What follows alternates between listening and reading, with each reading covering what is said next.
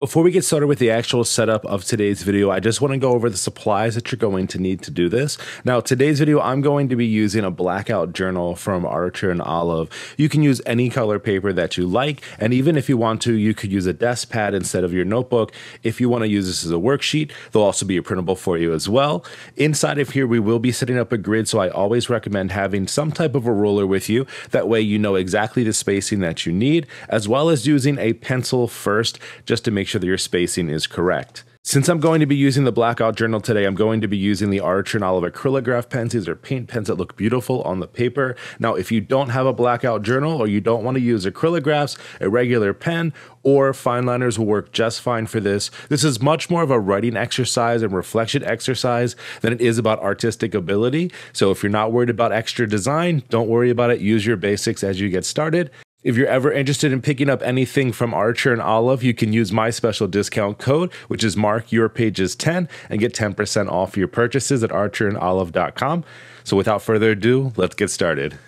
Hello there, my name is Mark and I go by Mark Your Pages, and I'm a proud member of the Archer and Olive Ambassador team, here to share with you a great worksheet that you can use inside of your own bullet journal. We're going to be doing a Q1 review page today.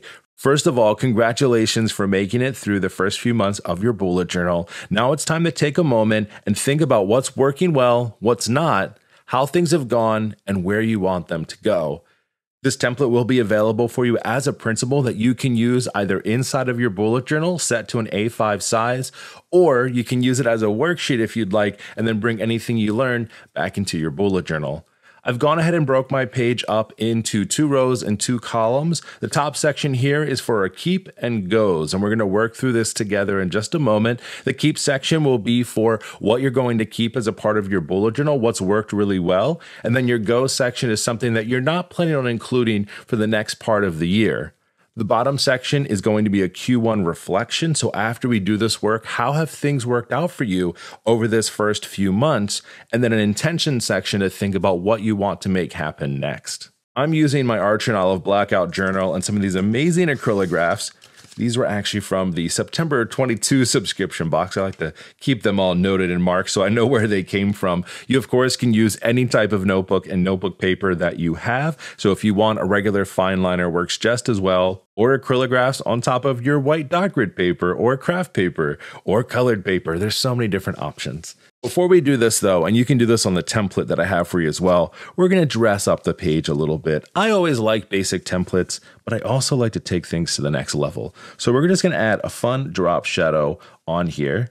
I'm using a darker color on here because I like the way that looks. So about 1 dot down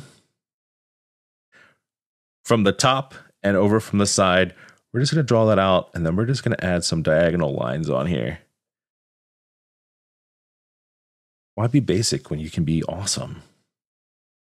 You can also do this with circles, color it in, whatever you want to do. I just like to have a little bit of extra fun with my journals, especially when I'm working on a blackout journal like this. These acrylograph colors just pop so nicely. The first thing we're going to do is we're going to take our template and just sit it above, because we have to go ahead and spend some time inside of our bullet journal to see how it's been working for us. So all you have to do is just kind of take a look through. We have our January intentions and reflection page that we set up.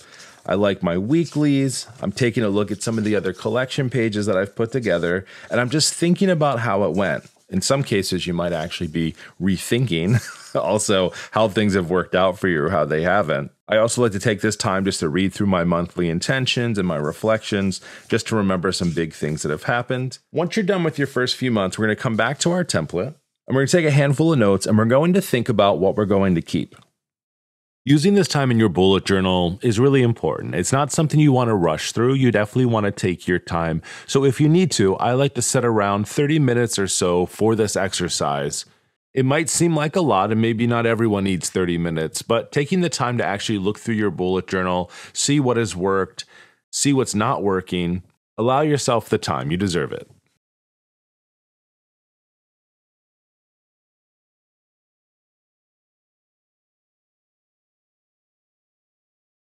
So after reflecting through, I've decided that I'm going to keep my IG tracker moving forward. It's going strong and I love it. I love the way I'm setting up my weeklies and utilizing this year, so we're going to keep those where those are.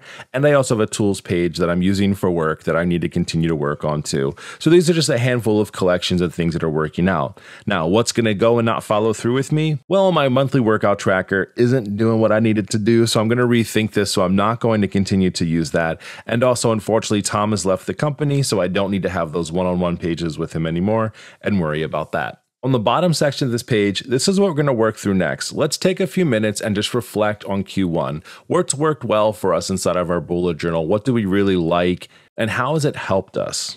Early on in my bullet journal journey, I actually didn't really use intentions and reflections very often. I didn't see it as something that was necessary for me, mostly because I used my bullet journal for work. And I thought, what am I reflecting on? Like, what am I setting intentions for work? That seems like an emotional thing. And I'm not emotional necessarily when it comes to my work. But when I started doing this in practice, I found that it wasn't about the emotions necessarily of like, here's what I would like to do. It's very much like, what do I want to accomplish? What do I want to make happen around me? But also paying attention to those things. What are your working conditions like? Do you have good work-life balance, or are these things that you want to focus on in the next quarter to improve your overall day-to-day? Reflections and intentions don't need to be long-winded. Sometimes just a handful of sentences or bullet points can work out well. For myself, overall in Q1, I've liked focusing on my work tasks and taking those on into 2-week sprints. It's been really awesome for me, and I want to make sure that I continue to do that. And as I mentioned, what's not going along with me, monthly trackers are not really my thing. So I want to think about some ideas and how I can maybe do that differently. My intentions for the upcoming quarter, so the next 3 months, I want to continue to focus on those work projects and those project details. It's worked so well for me so far, and I absolutely love it. And then some other intentions. I want to work on my yearly goals in this upcoming quarter, and I also want to make sure that I'm updating my boss more often with the status of those as well. I think it's going to be great for our conversations and our one-on-ones, and overall me being successful this year.